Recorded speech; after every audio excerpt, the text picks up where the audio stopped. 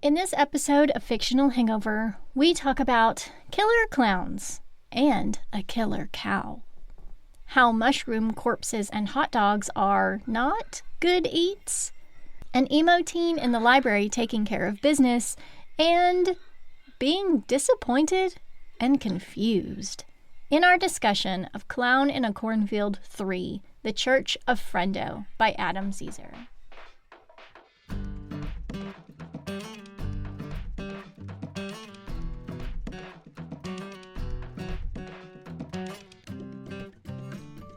Hey everybody, welcome to Fictional Hangover, a podcast about young adult and new adult, and sometimes other books, series, authors, voice actors, and illustrators that is full of spoilers. I'm Amanda. And I'm Claire, and today we're going to discuss Clown in a Cornfield 3, The Church of Frendo by Adam Cesare. Standard disclaimer. If you haven't read this book, please remember that Fictional Hangover is all about spoilers. If you haven't read or listened and don't want to be spoiled, stop listening to us and go read or listen to the book. Then come back. If you haven't done this but want to pretend that you have, or if you don't care about spoilers, or if you just like the show so much that you don't care about any of that, then listen up. Yay!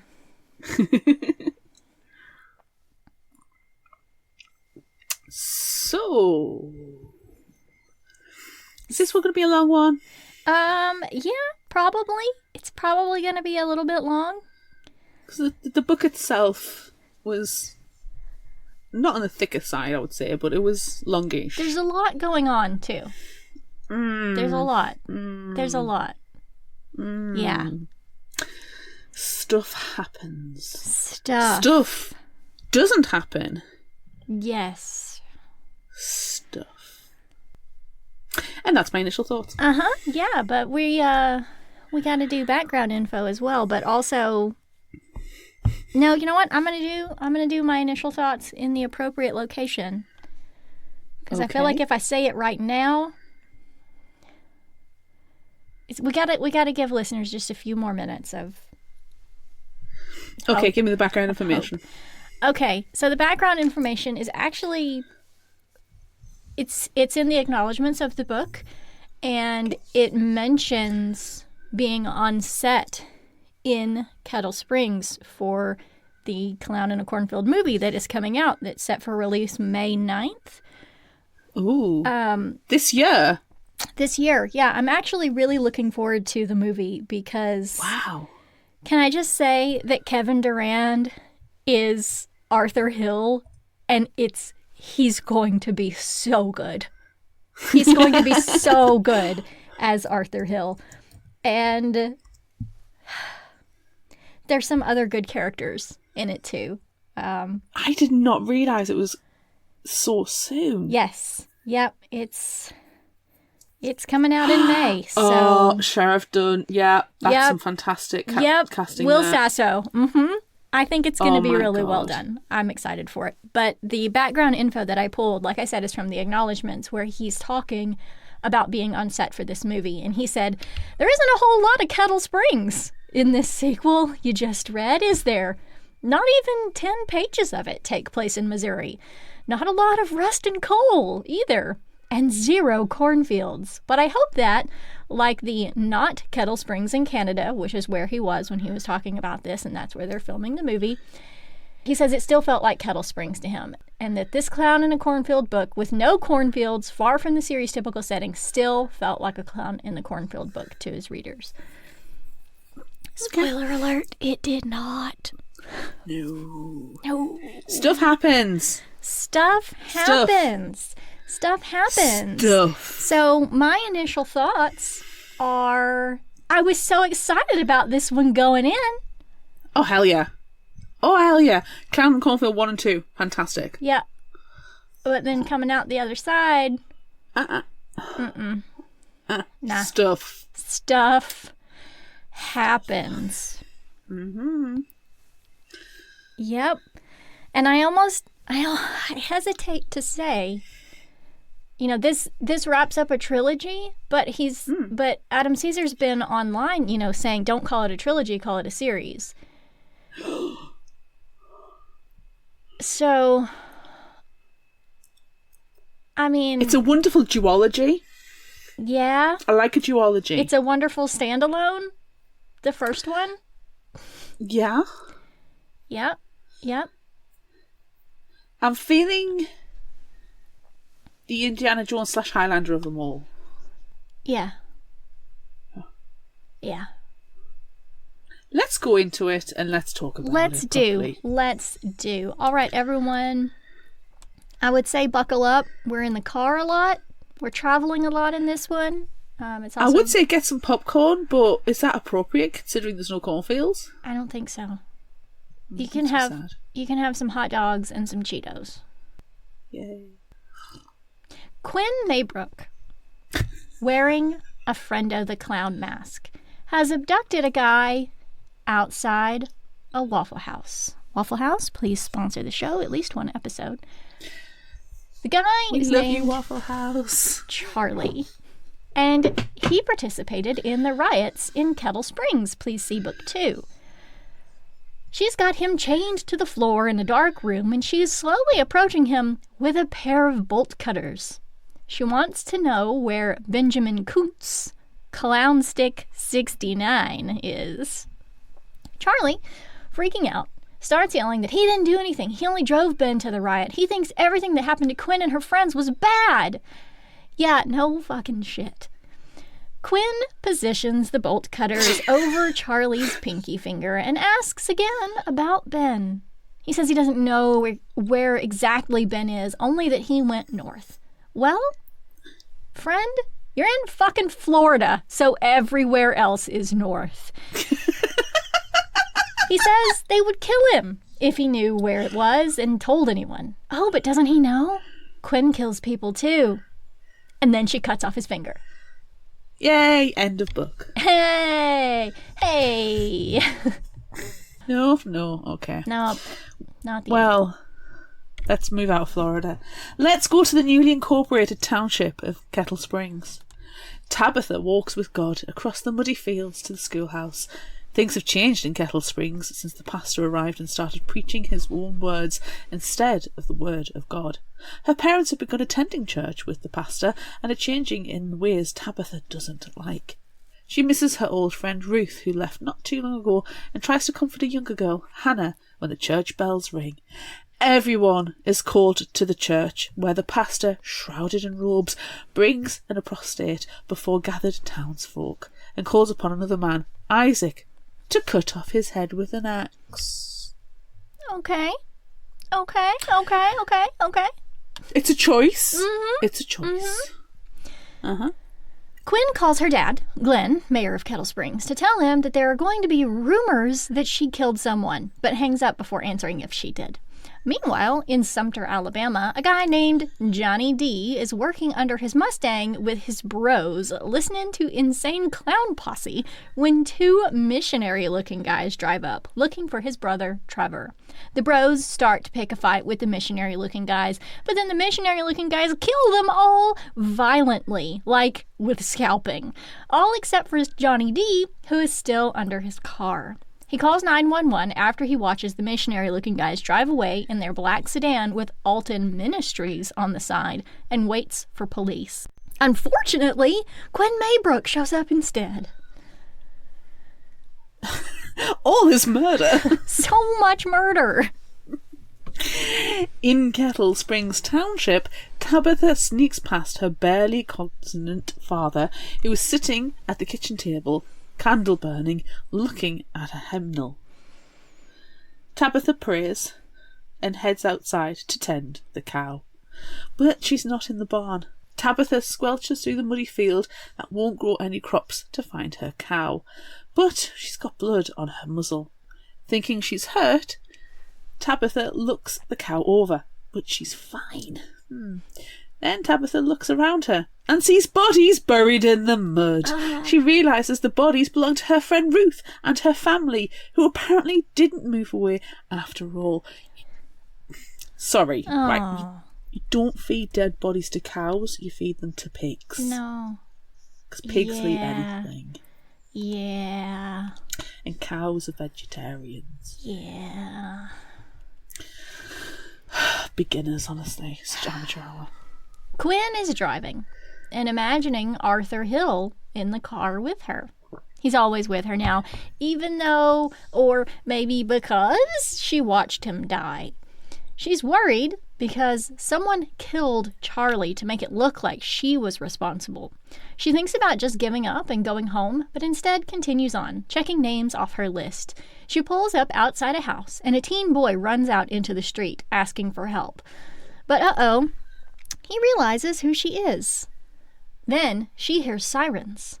Quinn and Johnny D get into his Mustang and drive off. In the township, Tabitha works up the courage to tell her mother about finding Ruth and the family's corpses, but her mother doesn't believe her. She threatens to tell the constable, but it's just that, a threat. Tabitha regrets telling her mother, but calls her bluff, and they go to see the constable. While Tabitha's mother chats with him, Tabitha is approached by the pastor in his robes. She tries to look at his face, but it doesn't look right, and he doesn't smell right either. He insists that she attend church on Sunday and take the host. Tabitha only has a few days to figure out what to do to avoid taking the host and becoming weird and mindless like everyone around her. She realises the pastor smells just like Ruth, just like a corpse. Ooh. To dead people. Ew, no. Quinn and Johnny D look up the address for Alton Ministries and drive to check it out. Their trip starts out a little rocky at first, what with Johnny D having to sit on rusty springs in the passenger seat of his own car, and then trying to run when they stop for gas and Quinn punching him in the face. Sounds like a typical road trip for me. After that, though, things get better. They, mostly Johnny D, talk about insane clown posse and found family. And then they arrive at Alton Ministries, a defunct church in a mostly empty strip mall. They break in and rummage around looking for clues, but they must trip an alarm because security guards show up. They're able to escape, but when they get back to the Mustang, one of the guards starts shooting. Quinn thinks Johnny D is dead, but he's not. He's just fine. He also found some mail with another address in Pennsylvania that they decide to check out next. Tabitha and Hannah are darning socks. Tabitha talking about God while fretting about having to go to church and take the host. She wonders what it tastes like, what it will do to her. She's seen her parents change, become vacant and angry. What will happen to her? As she and Hannah work, they hear a buzzing sound, and then an explosion. Tabitha looks up to see two apostates coming toward them through the muddy field, pushing a small motorcycle. They ask if they have a cell phone they can borrow to call for help, but no, they have no phones and the two newcomers need to leave immediately. Tabitha tries to tell them they'll be killed if they stay, and she does not beat around the bush about it. Mm-mm. She tells them they will be killed if they stay, but they don't listen. Then she hears the door to her house open and close. If she and Hannah don't cry for help that they are apostates, they'll be in trouble. Finally, Tabitha convinces the motorcycle couple to hide in the barn. Vivian Murray is in a women's correctional facility. She hasn't spoken in the couple of years since the night in Kettle Springs where she was accused of cutting her daughter's head off. She actually didn't do that, but no one believed her. Also, she let it happen, so... She's been awaiting trial. But when the riots happened, the trials got delayed again. Now she's being released on bail, and two young men dressed like missionaries have come to take her home. Home to new Kettle Springs. Quinn and Johnny D are at a library researching Alton Ministries and also mapping out the locations for more people on Quinn's list. Quinn watches snippets of a bunch of YouTube videos featuring various versions of Alton preaching various things. The last one has a link to donate to the resettlement of Kettle Springs. The what? Before she can research more, an emo library teen... Amanda, was this you? No, it's my favorite library patrons, though. Well, an emo library teen approaches and asks for Quinn's autograph. Yeah, it's time to leave. Oh, I can see it happening in my own library. Oh, awkward teens are the best.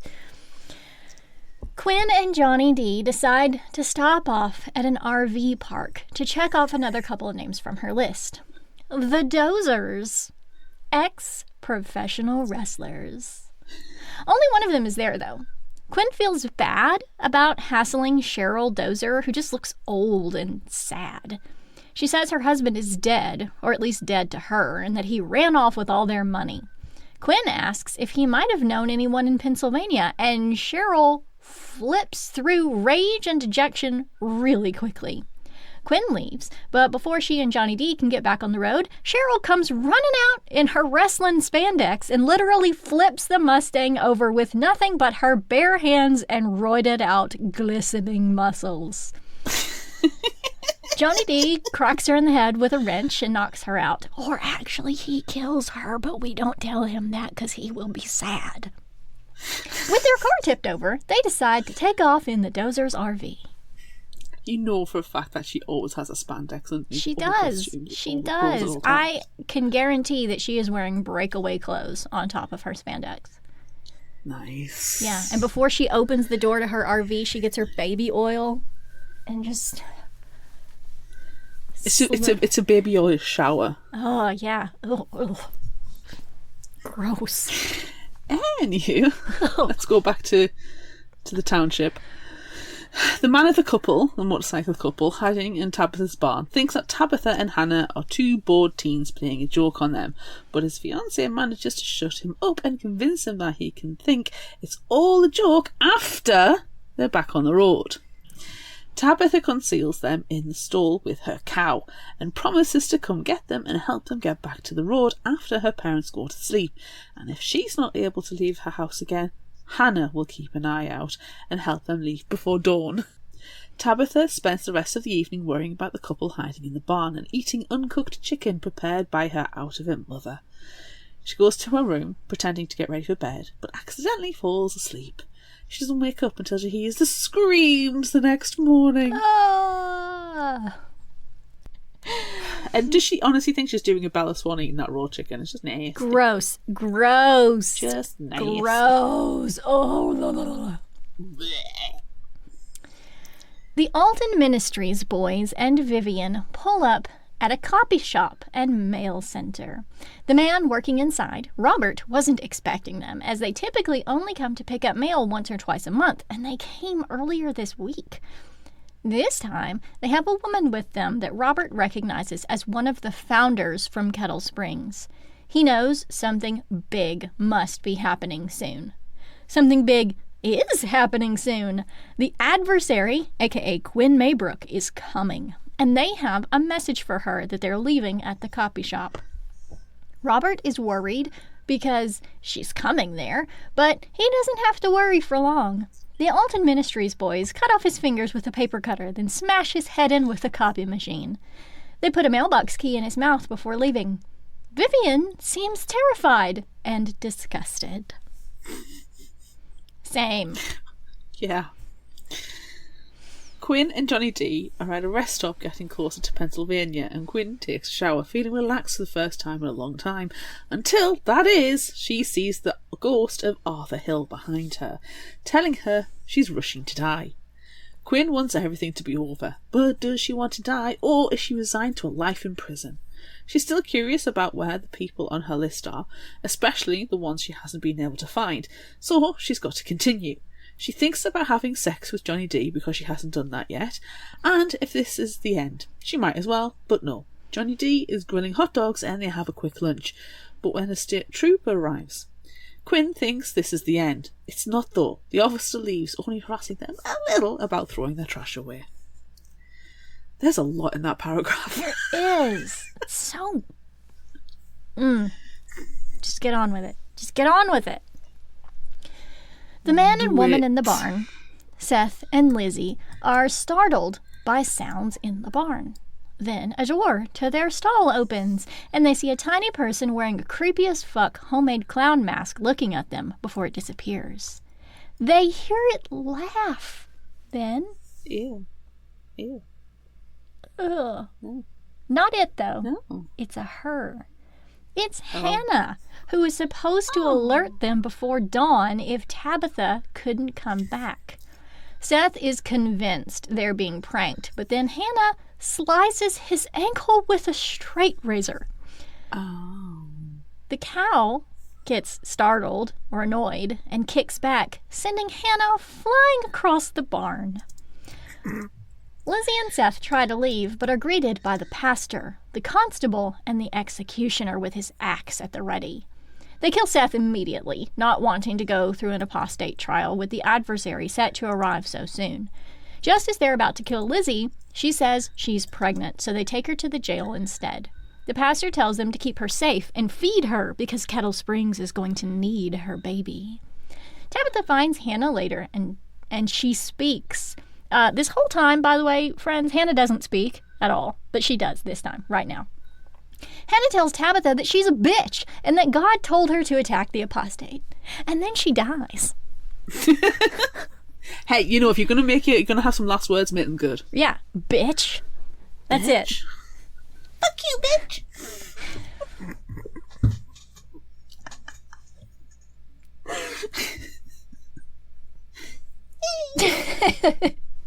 Oh, we need your tiny hands. Oh, you just flip off in the tiny hands. Dude. Fuck you, bitch. Fuck you.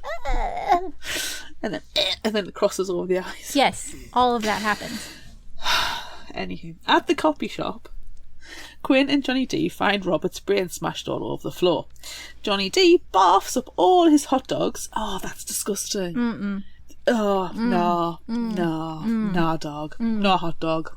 No hot dog. While Quinn searches for clues and for bleach. She makes him clean up his puke to cover up the fact that he's with her. She wants him left out of anything that's going to happen to her, but he wants to stay with her. Should he kiss her to prove it? No. Quinn finds a mailbox key in Robert's mouth and unlocks the box to find a hand-drawn map with her name on it inside. Okay, now she is really headed to the end. Now. Tabitha is hanging up decorations in the town square, preparing for a visit from one of the founders. She is approached by Hannah's drunken father, asking where his daughter is, though he calls her by a different name. Tabitha knows that the newcomers to her town used to go by different names, but she can't tell him that Amber, tried to murder those outsiders and was kicked to death by a cow. He explains that Amber used to talk all the time before they moved to this town, before the riots in the real Kettle Springs. He says the pastor helped them out, but then they couldn't repay him, and now they're here in Pennsylvania pretending to live in a time before the riots, before Kettle Springs, Missouri even existed. He hates it and stays drunk all the time, and now his daughter is missing. Tabitha finally tells him the truth. Cow death. Betsy did it. Betsy did it. I can't remember if cow actually does have a real name. Let's go and buy Betsy now. Vivian is in a room in the church in New Kettle Springs getting ready, relishing in the fact that she was given makeup and nice soap. One of the Alton Ministries boys brings her a dress but calls her Mrs. Murray, a name she hates given to her by a husband that convinced her to let her daughter die in a massacre. She wishes she could have annulled their marriage while she was in prison, but she didn't do it. Now she's here being treated like a celebrity because of that last name. A founder's name. She starts to put on the dress but is interrupted by the pastor and feels really uncomfortable. Then she looks at the face under his robes and recognises the man underneath. Guess who? It's Arthur Hill. What? I know. Guess. What? Yeah, but now Arthur Hill looks distinctly like Kevin Durant. Yes, and we're fine with that. All good. Johnny D has been sent inside a hardware store with $600 to buy a shit ton of weapons for Quinn. They searched the RV, hoping to find some weapons, but all they found in the storage compartment underneath was a bunch of wrestling t-shirts. Why would oily meathead wrestlers need weapons? Their oily meathead bodies are their weapons, Claire. Have you watched WWE? Yeah. They're always pulling out weapons.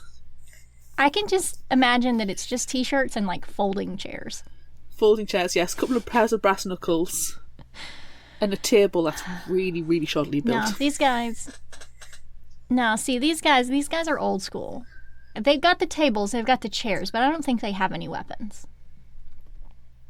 They're old. They're old wrestlers. Anyway, Johnny D comes out with flashlights, knives, razor blades, bear spray, a nail gun, a machete, and a hatchet.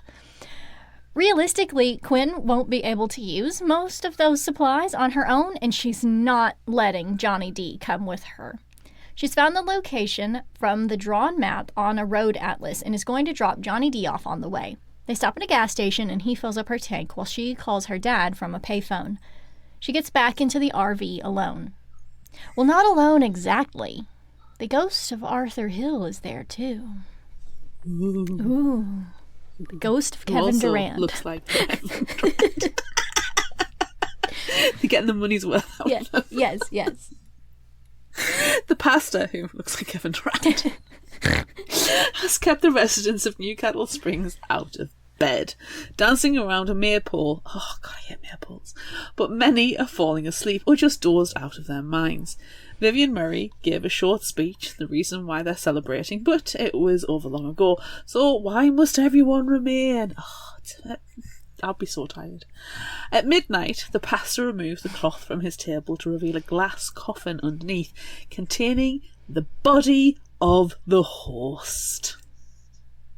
He calls a midnight mass, and all the residents begin drooling and get in line to get a bite of the disgusting, rotting corpse. The pastor insists Tabitha take the host tonight for the first time, and she tries to avoid it, seeing, the mushrooms growing on it and smelling how awful it is.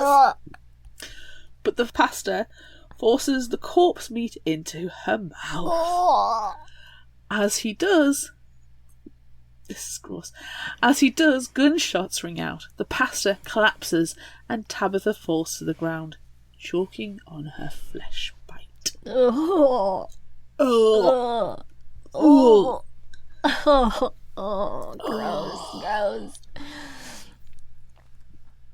Oh, now I've just gone back in time. Yeah, you've gone to the mushroom place as well. I've gone to the mushroom place. Oh. No.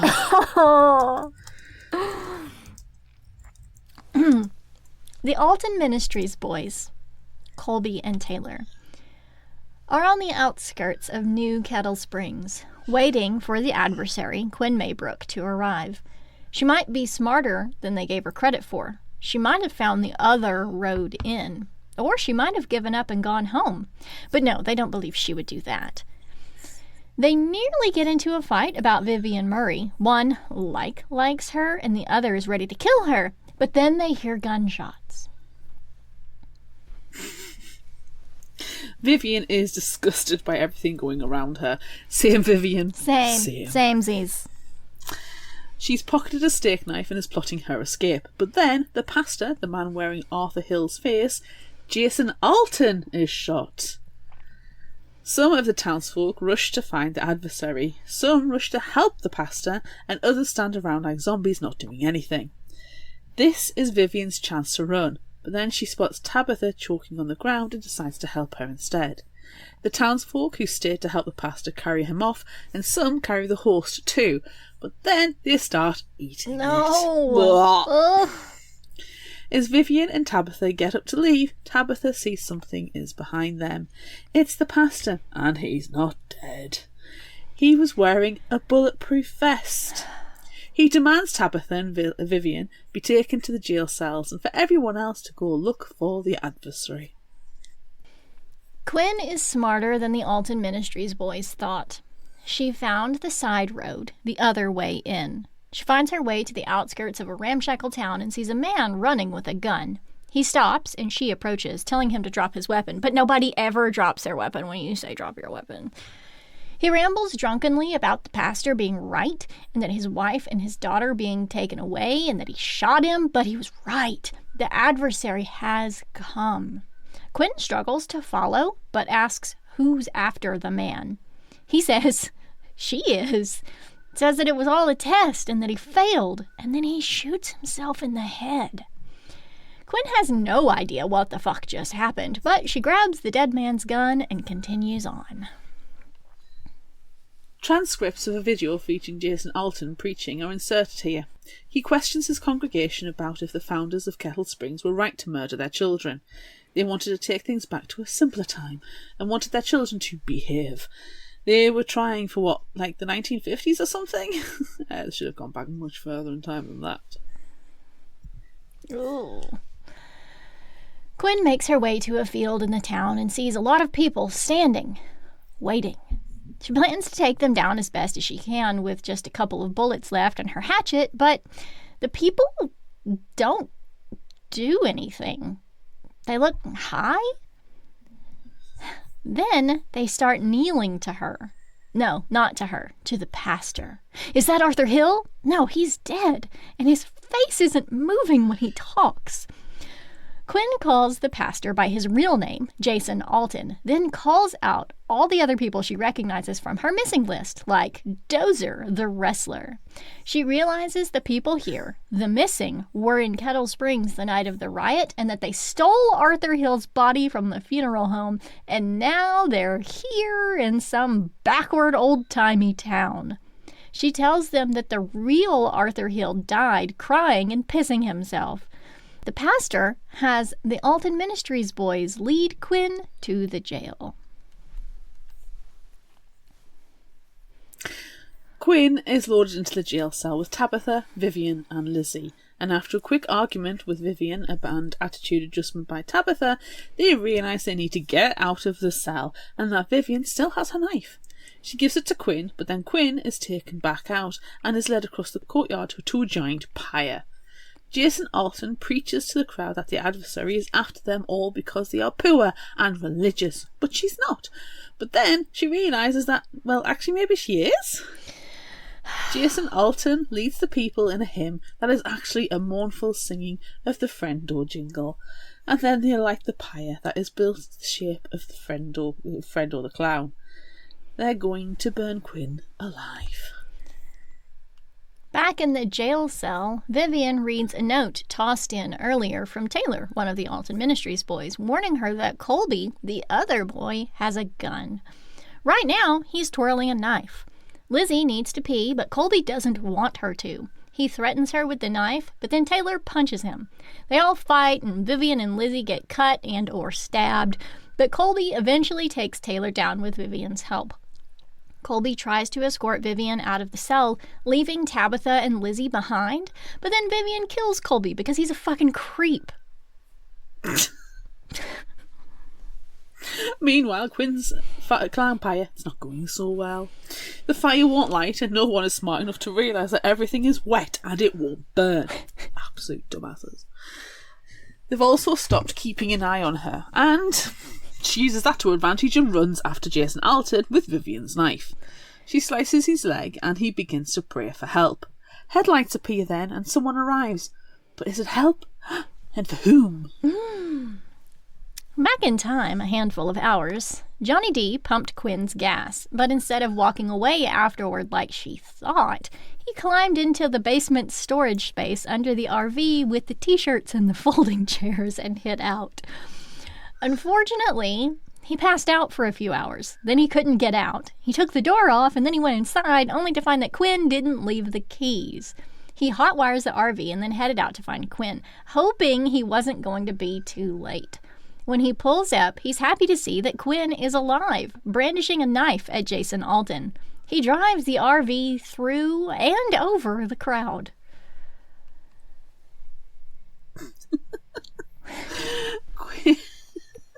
Quinn takes a moment of distraction caused by the RV ploughing through the crowd to kill a few of the people who are still paying attention to her.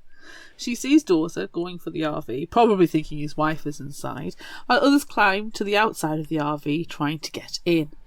Quinn goes to the RV, but is stopped by a guy with a shovel. She mostly dodges the attack, but the shovel hits her foot, taking off 4 of her toes. Yikes. She hears gunshots from the jail, but she needs to help Johnny D. She then hears another sound coming from the RV, and then she hears screams. Johnny D bursts out, brandishing the nail gun and a machete. Unfortunately, Dozer appears and throws his axe. Vivian, Tabitha, and Lizzie leave the jail with Quinn's backpack of supplies. Tabitha wants to help her parents, but Vivian convinces her to lead Lizzie out and away from the town instead. Vivian says she'll stay behind to help them, but her actual plan is to help Quinn instead, or to let Quinn kill her, whichever comes first. She walks into the crowd of clowns and kills some of them, but then she realizes that most of them were just followers of Jason Alton, just like she was a follower of her husband. So she lets them trample her and tear her apart. Wah, wah. I mean, it's a choice. Yeah? Tabitha and Lizzie head through the woods to the road where Tabitha has never been before. As they rush through, they realise someone else is in the woods with them. They spot them in the trees. The children. All of them. Well, except Hannah Amber, because she died by cow. She dead by cow. Dead by cow. Wah, wah. Tabitha and Lizzie get scared, of course. I mean, who wouldn't be? There's fucking trees and the children in the trees. Trees and the children? Both. All of it. Scary. Scary as fuck. But they also realise that the children are scared as well. So instead of bear spraying them with the supplies from Quinn's backpack, Tabitha embraces the children instead and prays. I would have bear sprayed them. Yeah. You can't be too... You can pray afterward. Yeah.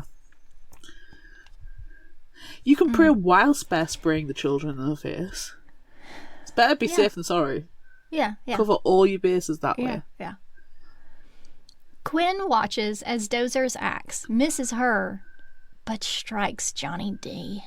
No. She holds him as he dies, telling him she got the Alton Ministries boys, even though she hasn't seen their bodies, so she doesn't know for sure that they're dead. And she even kind of doubts that Tabitha and Lizzie and Vivian could have handled them.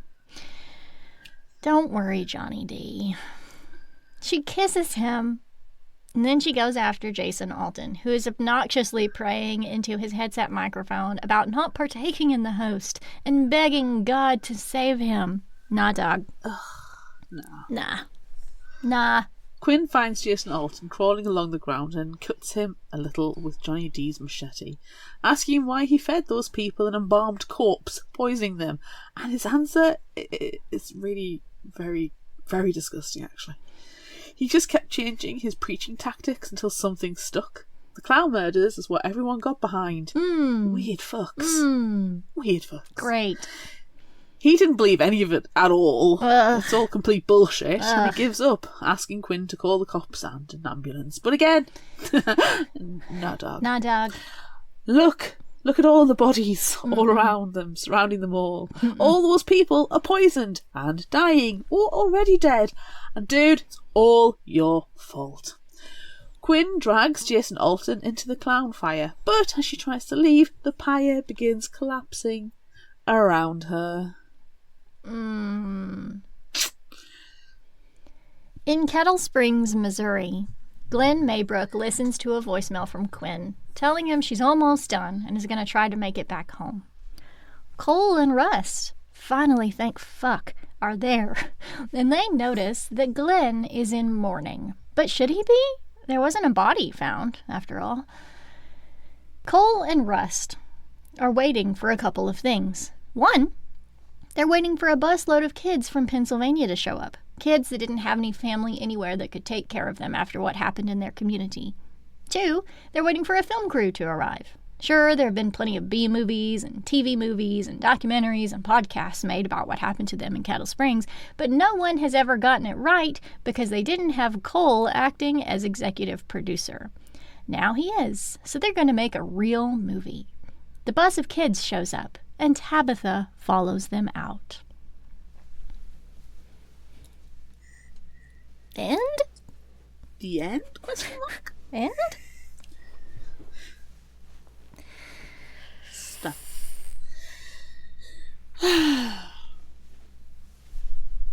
Promo or something. Yeah. Yeah. Hi, this is Leah Stuhler, creator and host of YA Book Chat podcast. If you love reading young adult books and chatting about them with your friends, then head on over to my podcast and take a listen. Each episode, my guest and I chat about a different YA book. We start spoiler-free and then head into our spoiler section where we dive into the mysteries of each book. And we do it with laughs and fun along the way. You can listen to YA Book Chat on Apple Podcast, Spotify, Stitcher, iHeartRadio, and wherever you get your podcast. And now, back to the show. I have one question. So do I. I have one question, and it could also be my surprise. Why was it so Jesus-y? What the fuck? I think my question might actually be linked to your question. My question is, what the fuck did I just read? What? Nah. Mm-mm. No. This was not it. No, it was not. Mm-mm. It...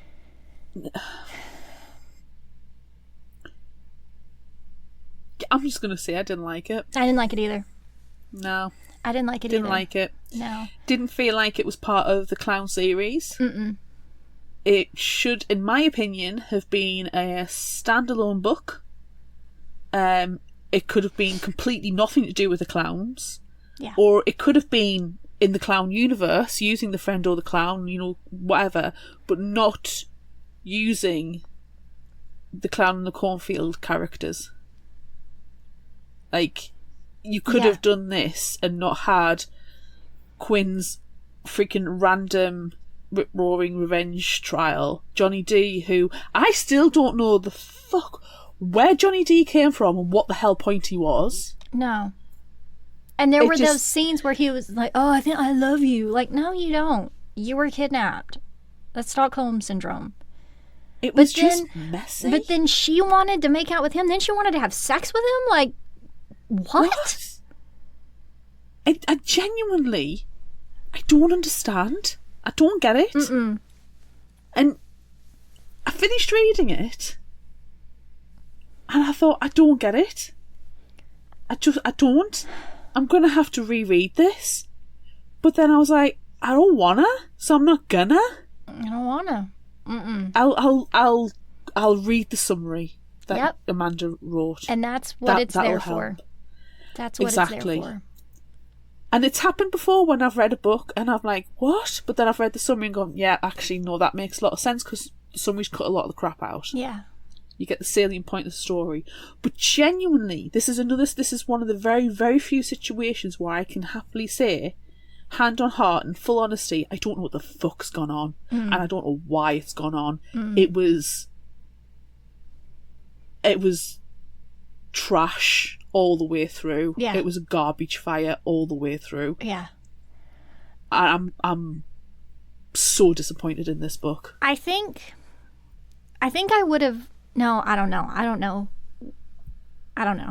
In the beginning, you don't realize that the Kettle Springs settlement is like current timeline, and it's a new Kettle Springs where they're trying to move all the clown people to. Like, you don't realize that. And so at first I was thinking, like, is this back in time? Is this the beginning of Kettle Springs? And this is, like, why everyone is so weird? Is the ground poisoned or something? Like, what's going on? But no, it's just backward-ass town, current day. So I guess I liked when that clicks in and you realize that, no, it's present day, but then I just hated it even more. You see, I thought it was present day because for me, you had The Village, the M. Night Shyamalan movie, The Village, which is the new Kettle Springs storyline with the church. Yeah. So it's modern day, but they're just asked backwards. And then you've got Arya Stark from Game of Thrones going through our list, which is Quinn. And those two storylines don't mesh until at some point a square peg is being put through a circle hole, and it's just bashed and bashed and bashed until it's just a mess. Yeah. I'm just disappointed. I'm not too. angry. I'm disappointed. Same. And confused. Yeah. Where do you think Quinn is now? Because I can't buy that she's dead. Because they made a whole fucking point about her saying, well, I don't believe that the Alton Ministries boys are dead because I haven't seen their bodies. And then you don't see her body. And then even Cole and Russ are like, well, I don't know why her dad's so sad because they didn't even see a body. Like, how many times can you say that? So she'll be at new Alton Springs. She'll be still alive in a glass coffin, and they're slicing bits off of her as the host. No. It's gone the route of the Resident Evil movies, where it just gets, like, beyond belief ridiculous and just all a bit nasty.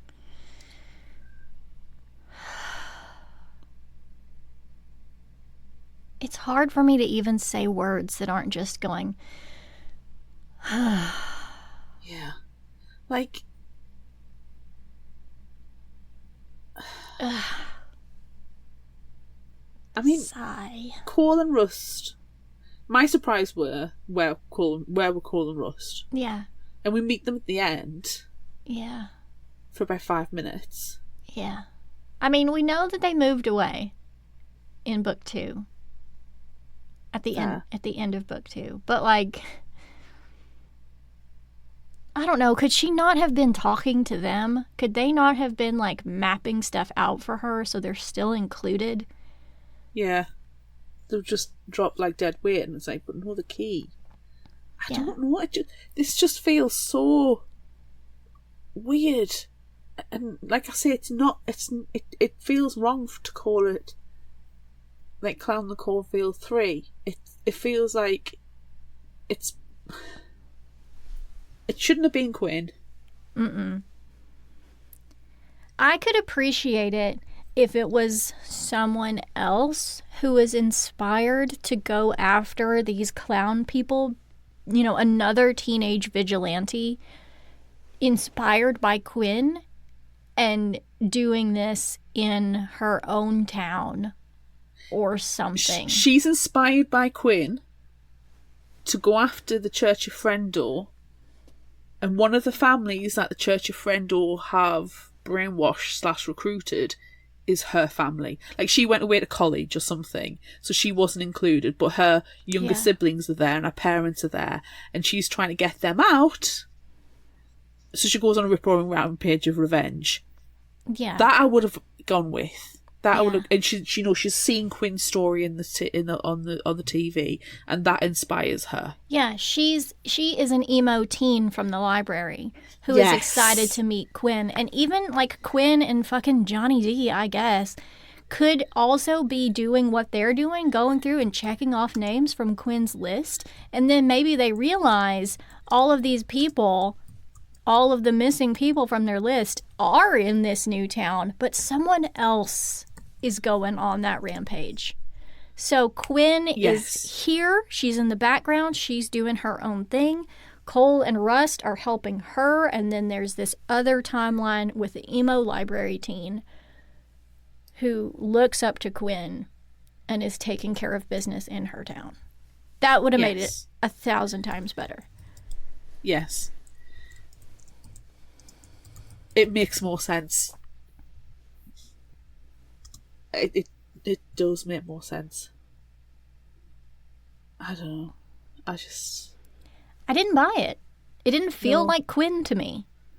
Do you know what it reminded me of, apart from it being Arya Stark's storyline badly mashed together with the village? It reminded me of when we did a Good Girls Guide to Murder, and we saw Pip's change and evolution, and by the third one it was like, this is not Pip. by this one, this is not Quinn. Yeah, it's not. It was. I know you're going to change, and I know things can. The lead characters are not always going to stay the nicest people in the world, and I get that, and I'm fine with that. But it's too out of left field. It's too different. It's too much, without it making sense. There were parts I did like. I mean, I'm not going to shit on the entire book, but I really like. Jumping ahead a little bit to favourite of character. Not really anybody, but if I have to throw my hat at someone, it's going to be Hannah when she turns into this little murderer in the barn, because that was hilarious. Yeah, I thought that was. Yeah. I quite enjoyed the little psychopath preteen and murdering the motorcyclists, because the motorcyclists pissed me off no end. Yes, especially the guy. Like, they're just joking. It's just a prank. Like, no, she's been deadly serious. Look around you for 2 seconds, mate. Which teenager doesn't have a mobile phone these days? Come on, think about it. Right. Use the brain cells you've got. Yeah, so I think, so I enjoyed that scene. I hated but I enjoyed it when they were eating the host. Yes, that was gross. Because you're like, oh, that's just nasty. Yeah. And when I talked about the mushrooms, I was like, we've had this already, and we don't need to go back to that. Thank you very much. Gross, but great. Yeah.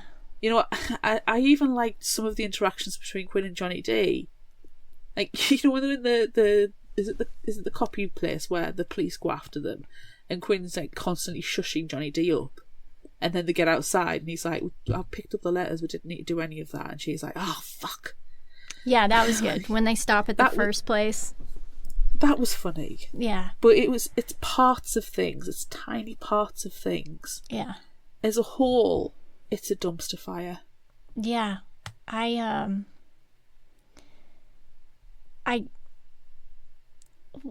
Insane Clown Posse. Like, why? Why? That's an evergreen question in regards to this book. Yeah. I actually liked the scenes with the Alton Ministries boys and how gory they were. That felt still like clown goriness, because there's lots of violent murders in the first 2 clown books. And so I liked their scenes where they're, following behind Quinn, and then they get in front of Quinn and they're killing people before she gets there. But like the copy shop where they cut the guy's fingers off with a paper cutter, yikes. And then they crush his brains out with a copy machine, also yikes. And then Johnny D vomits up his hot dogs, also yikes. Those were good. But then you see them later and they're waiting for Quinn to arrive and they start sexualizing Vivian Murray, and that's weird. Oh, no, that's just... Yeah. It was just...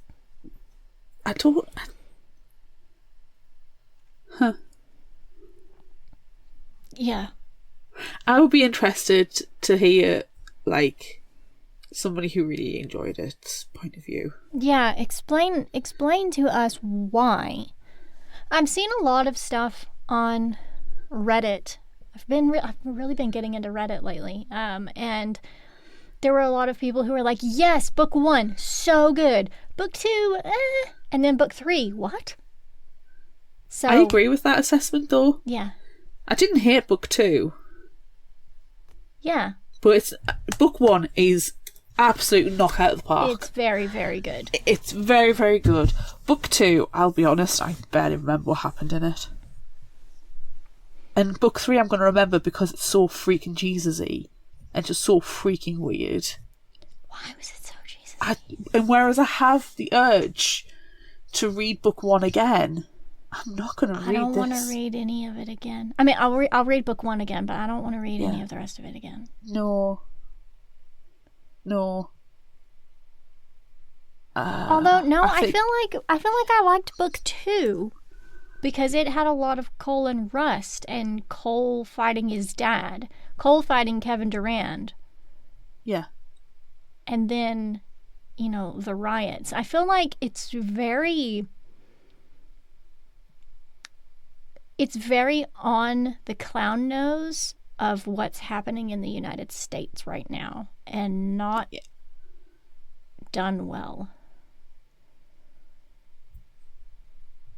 Yeah, it's like it's got this big message, this big political voice to get out there. Like, it wants to say something, but say it in the genre it fits into, the horror. It wants to say it in the language of horror, but falls flat.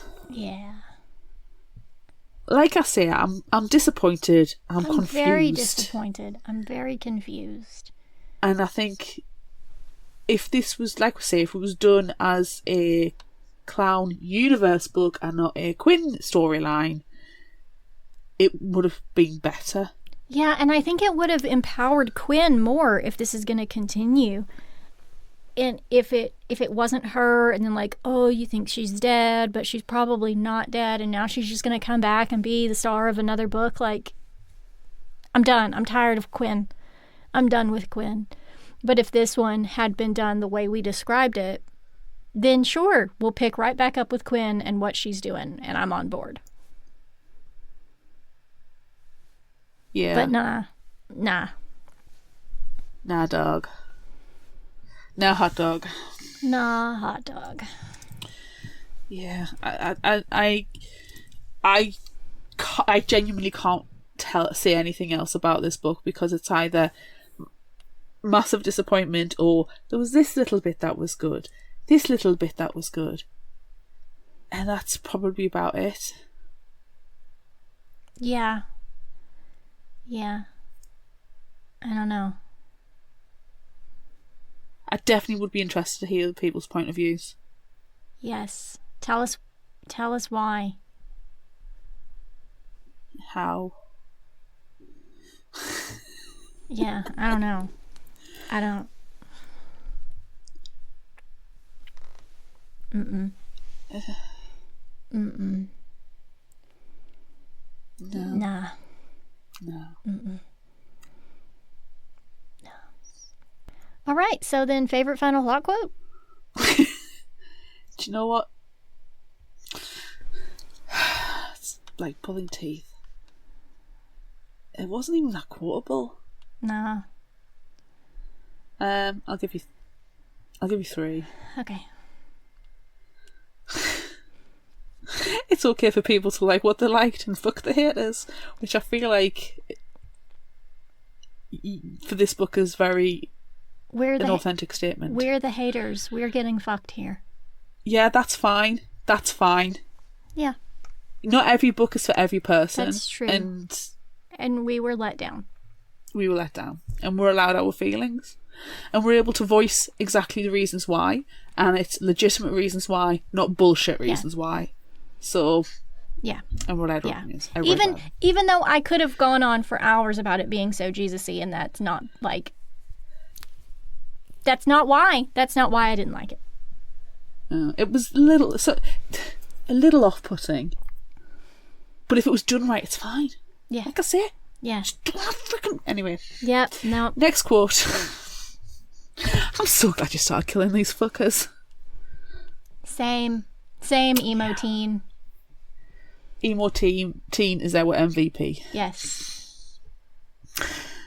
And last quote, because I feel like it's very of political times. Sometimes a woman's choices were just a man's plan. Oh, they were concepts of a plan. Ugh. Ugh. What's yours? This isn't like the movies? Please, this is exactly like the movies.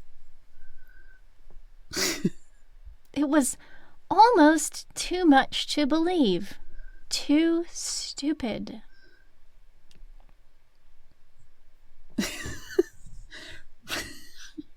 That's summary. Yeah. That's what happened when you kept practicing violence. Eventually, you perfected it. Nice. And finally, different state, different century, different clowns, same stink of rot. Same stink of hot dogs. Same stink of hot dogs. And mushroomy corpses. Ooh. Ooh. Ooh. All right.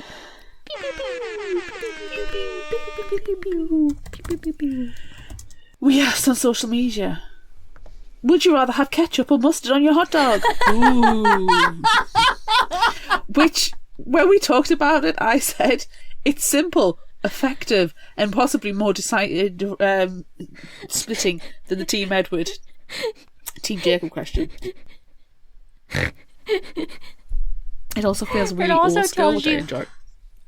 And it also tells you how we felt about the book. I also think that you have to get a bit specific sometimes with would you rathers. Yes. Which we don't want to do for a social media question. Right. So you have to go for the bit easier picks, the easy ones. Yes. But in a wonderful state of affairs, and I'm tempted to ignore TikTok and Threads completely. Facebook and Instagram had exactly the same percentages. That is nice. Ketchup won with 73%. Mm-hmm. Yeah. While on TikTok, ketchup won with 67%. And yeah. Threads didn't answer. We have comments. Drew on Facebook said, "Chucked on you guys. I only eat mine with ketchup." Claire on Facebook says, "I love ketchup and usually have a hot dog with ketchup and then a tiny, tiny bit of mustard for a tang. But I've had them without mustard before, never without ketchup." Brie on Facebook said, "For the love of all that is tasty junk food, ketchup. Mustard and my hot dog and or mouth have no business touching." Katrina on Facebook said, "Okay, so I do like a little bit of both on my hot dog, but if there's no mustard, it's no big deal. You can't eat a hot dog with no ketchup, though, so I vote ketchup." Samantha on Facebook said, "I'm not keen on hot dogs at all, but I'd rather have mustard over ketchup any day." Wow, Samantha. Wow. Thank you for your bravery and being honest. Yeah. Coral on Facebook said, "Nope on mustard, yuck." Emily on Facebook said, "When it comes to hot dogs, ketchup all the way." Constance on Facebook says, "Mustard is gross and horrible. Ketchup all the way, especially Whataburger ketchup." That's some good ketchup, Constance. I will take your word for it. It's spicy. Colin. It's got a spicy. It's good. Okay. It's good stuff. Okay. Colin on Facebook said, "I just gotta be ketchup. If it were Coleman's mustard, I might be more with it, but it's gonna be American style mustard in a squeezy bottle or similar, and that can't be allowed, I'm afraid. What is it with you people? Can't you make decent mustard? Can't make chocolate that doesn't taste like sick? Insist on having guns all the time. I swear to baby Jeebus, if you elect Trump again, we're going to have to come over there and take our country back." Oh, hang on. I'm getting word here that you... Oh, my. Oh, my. Oh, my, oh, my. Oh, well, there's nothing to be done. Colonizers, assemble! Ketchup, please. Please come save us. On our way. Finally, Crinoline Lefroy on Threads said, "I'll take either as long as it's a vegan dog. Real hot dogs are nasty." I like cheese sauce. But only if I'm like, I only get cheese sauce and hot dogs when I'm not in the house, if it's like a restaurant. Yeah. Chili dog. Yeah. I like, if the choice is only mustard or ketchup, then I'm going to choose ketchup, but I really do prefer both of them. Also, throw some relish on there. Oh, yes. Throw some tomatoes and some peppers. Onions. Let's take it full Chicago style. Which, by the way, in Chicago... Doesn't have ketchup. There is a sign at one of their, famous hot dog stands. It's like, you fuck out of here with ketchup on your hot dog. Not welcome here. But, I don't know. I like ketchup. I like ketchup on a hot dog. Yeah. Yeah, it's got to be ketchup over mustard for me. Like, I wouldn't actively choose mustard. I'm very particular about mustard. Yeah. And I only like a little bit. And if you get them on those squeezy bottles, you cannot control the amount of mustard that you get. And yeah, it's got to be Coleman's, because that's proper mustard, not that squirty crap. I prefer like a stone ground brown spicy mustard to just regular yellow from a squeeze. That's good. Yeah. That's good stuff. Regular, I mean, when you've got to describe something as regular yellow mustard, it's like, do you know what it actually is? It's just yellow. Exactly, yellow mustard. It's just yellow. Anyways, yeah, but chili dog. If you have a chili dog, then you don't need either one, because you've got chili and cheese and onions. Yeah.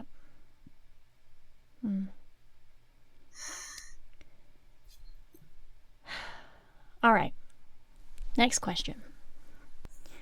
Would you rather ride in a car on a broken seat with rusty exposed springs, or in the storage compartment underneath the RV?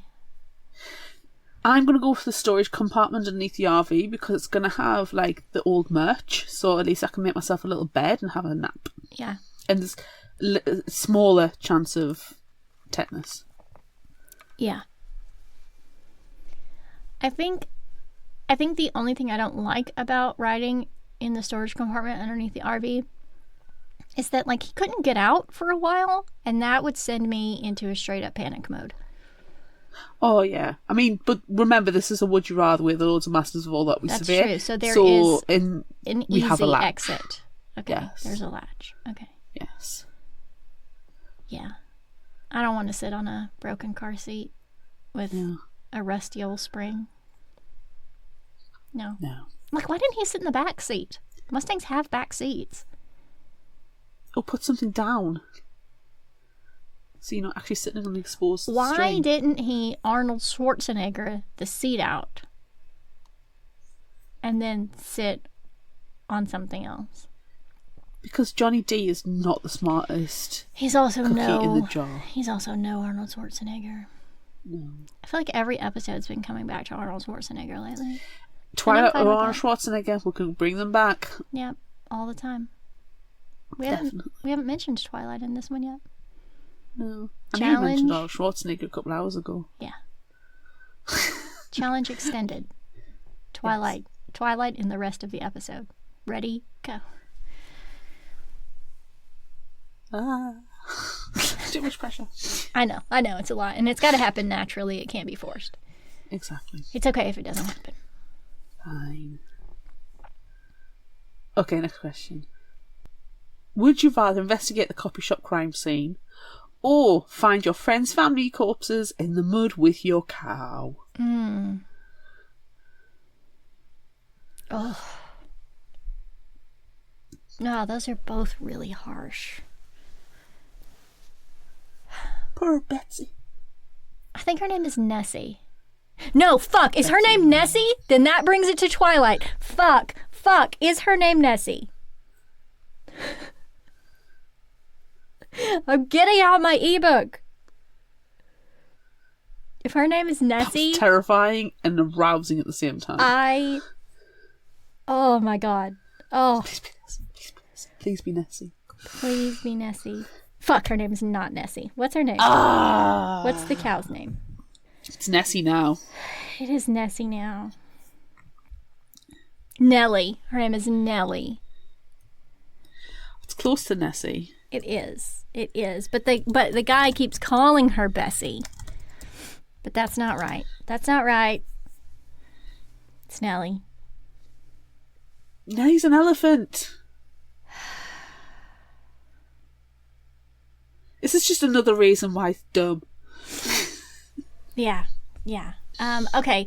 I am going to investigate the copy shop crime scene because I don't want to be sloshing around in the mud.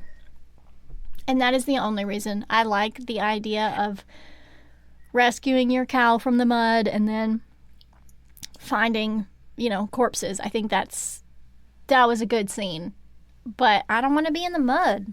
Well, I'll tell you right now, it's not mostly mud. It's not mud. There's going to be some cow shit in there as well. There's going to be some cow shit. There's going to be some blood. At least the copy shop doesn't have cow shit. It'll have blood, but no cow shit. It might have human shit. It will likely have human shit. But and it has human some shit vomit. is a lot less in volume than cow shit. Yeah. So let's go for the little shit, not the big shit. Yes. And we'll investigate the copy shop crime scene. Plus it means we could do some really cool CSI style walking into it. And then you put your sunglasses on and then you take your sunglasses off. Yes. Yeah. Done. Doing it. Happening. Yeah. There are so many good questions here. Would you rather live in New Kettle Springs Township or travel cross-country on the run in busted-ass vehicles? I'm going to travel cross-country on the run in busted-ass vehicles because I am not living in Jesus Town. Clown Jesus Town. No, Jesus same. Clown Town. Clown Jesus. Jesus Clown Town? Jesus. Clown Jesus Town? Clown Jesus. I don't want to be there. Yeah, I don't want to be there. No. If there were honkins, then maybe yes, but there are no honkings. There's no honkins. Honkins make the world go round. Honkins, no honkins here. do make the world go round. The only reason we need to be living in a clown cult town is if we can all wear red noses that honk, if we all have flowers that squirt water, wear giant shoes, and 12 of us get into tiny cars and drive around. Yes. If that's not happening, I'm not happening. I'm not there. I'm not on board. Yeah. Exactly. Gotta have these basic principles of when you're living in a clown cult. Yes. Yeah. Yeah, I would like the idea of traveling across the country. I mean, on the run, in busted-ass vehicles, yeah, that kind of sucks, but... But right, okay, Lord and Master of Always Severe, we're on the run, right? We're on the lam. Oh no! But, because we are the Lords and Master of our Would You Rather, whilst we're on our roaring rampage of revenge road trip, our names are cleared and we're no longer on the run. No, okay. Sure. There we go. Mm-hmm. And we've got a really awesome playlist. It is not Insane Clown Posse. It is not Insane Clown Posse, and not only that, but we've got some really nice snacks. We do. Which, I can't remember which episode we discussed travel snacks, but it might have been with Lily Sparks. We did talk travel snacks with Lily Sparks. We did also talk travel snacks, I think, in This Delicious Death. Yeah. Because they were on a road trip in that one too, but also they're eating corpses. So. It's true, but we're not eating corpses in this one.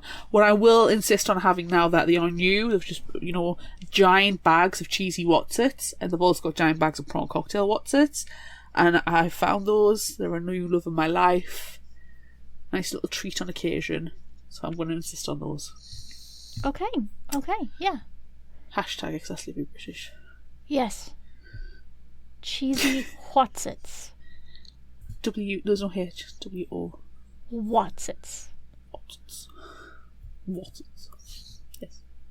It's amazing. Yeah, so let's just travel across the country together. Eating cheesy Wotsits, Wispa bars. Yes. Rocking out to any music except Laffy Insane Taffy. Clown Posse. Yes. I want some Laffy Taffy. Yes, there will be Laffy Taffies involved. But we will be required to read the jokes on the package. Yes. Yeah. That's a law, isn't it? Yes. It's not just a US law, it is a universal law. It's universal. Recognised by the UN or something like that. Yes. Yeah. Okay. Is this the last question? Yes. Would you rather eat the host, mushrooms and all, No. or pee in a bucket in front of people? No, I can't and why do is either. the answer pee in a bucket in front of people? I can't do either one of those things. I can't. I can't do it. You got I it. can't. You got I it. cannot. Pee in the bucket, Amanda. Or eat the dead flesh with mushrooms on it. Honestly, I think I'd rather eat the dead flesh with the mushrooms on it than pee in a bucket in front of people. Oh, I'm painting the book in front of people. It doesn't bother me. It does bother me. Well, you eat the dead flesh covered in mushrooms. The embalmed dead flesh It's pickled. covered in mushrooms. It's pickled. It's pickled. It's It'll not be fine. pickled. It's pickled. There's no mustard or ketchup with it either. It's all dead flesh Gross. covered That's in gross disgusting. mushrooms. It's disease ridden. You're going to get worms in your brain. I'm just going to pee in a bucket. I've been on nights out where you leave the door open and you just pee and you continue a conversation with people. I can't do that. Doesn't bother me. I can't do that. Whatever. I can't do it. That is like basis of nightmares. I've had a I can't do catheter it. inserted. You know what? I've had a catheter inserted. Doesn't matter. It's really freeing. So technically, I have peed and peed in front of people as well a few times. Whereas. No, can I just have like a like some water or beverage or something, and I will just swallow the host. I'm not going to chew it. It doesn't say I have to chew it. It just says I have to eat it. I'm going to cut you off the biggest piece where you have to chew. Stop it. Mm-mm. No. I'm going to give you some thigh meat.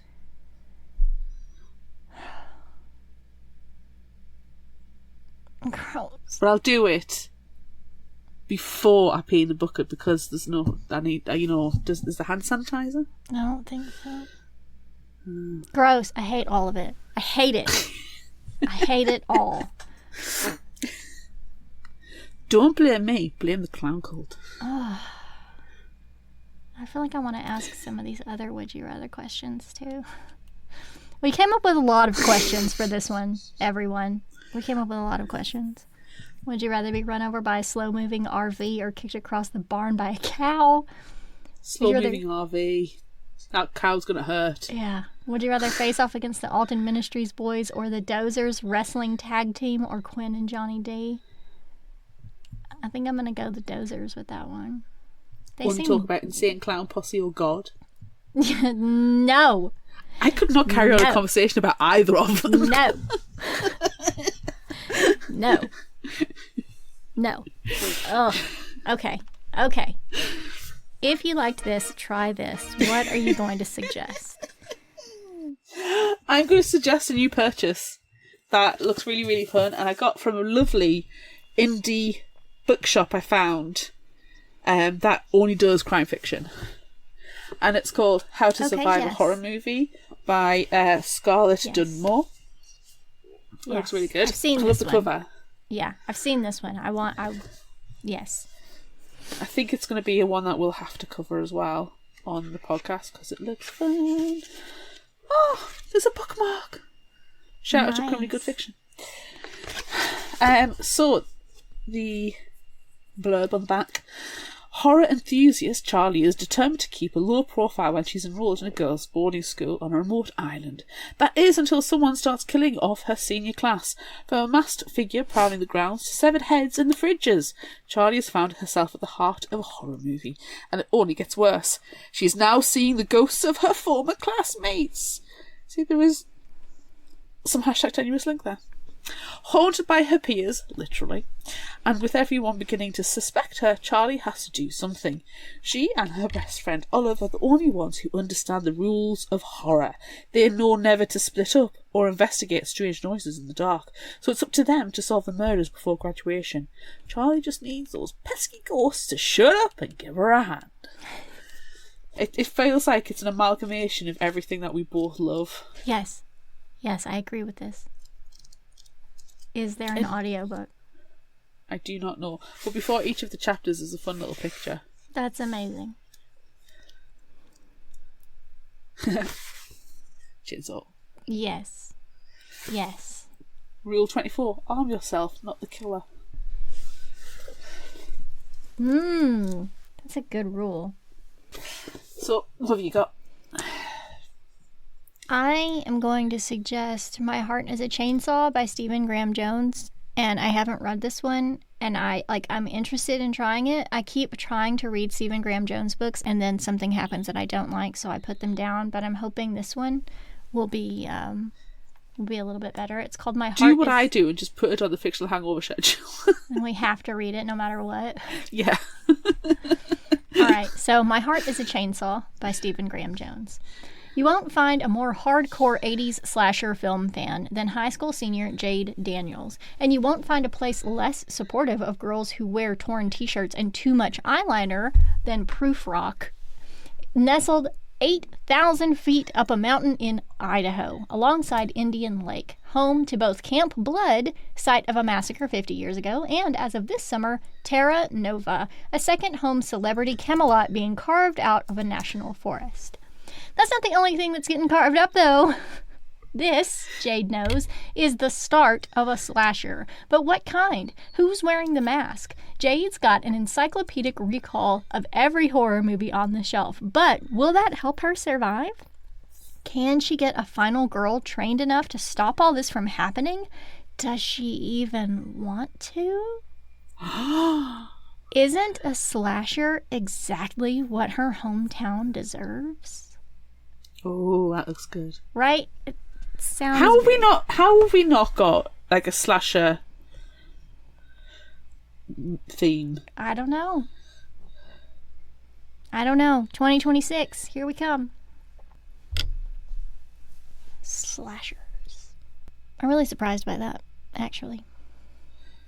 But I think it's probably because we just talk about them most of the time anyway. True. I'm putting it in though. Okay. I'm going in 2026. Sounds good. Excellent plan. Right. So while I do this, you can give us a new indie spotlight. All right. My new indie spotlight is called Freak's Law. It's by Jane Flett, and it comes out April 1st.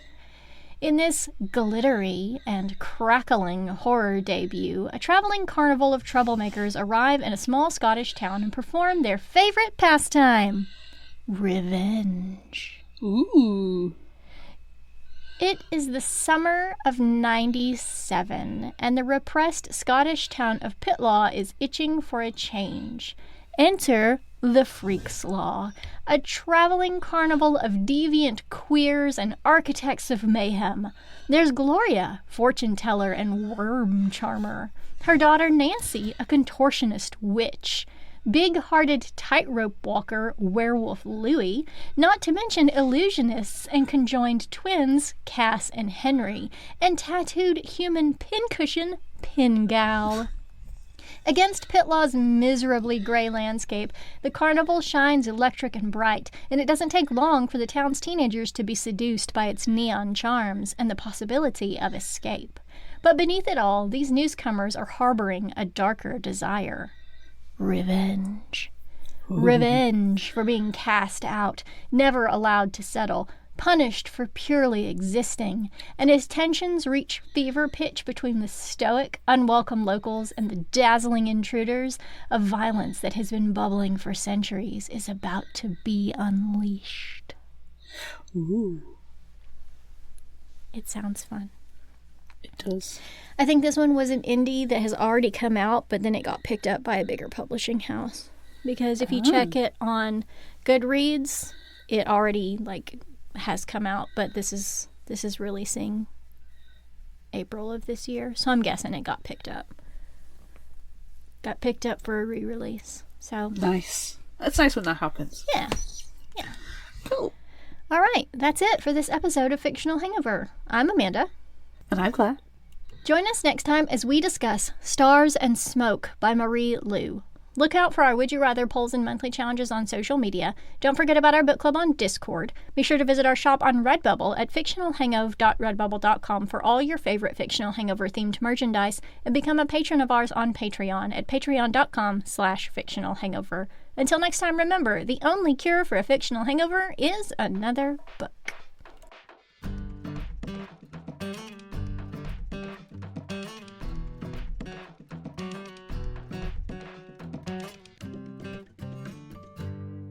You can find us at fictionalhangover.com and follow us on all social media at Fictional Hangover. If you like this episode, check out our others and be sure to rate, review and subscribe so you don't miss out. Thanks for listening.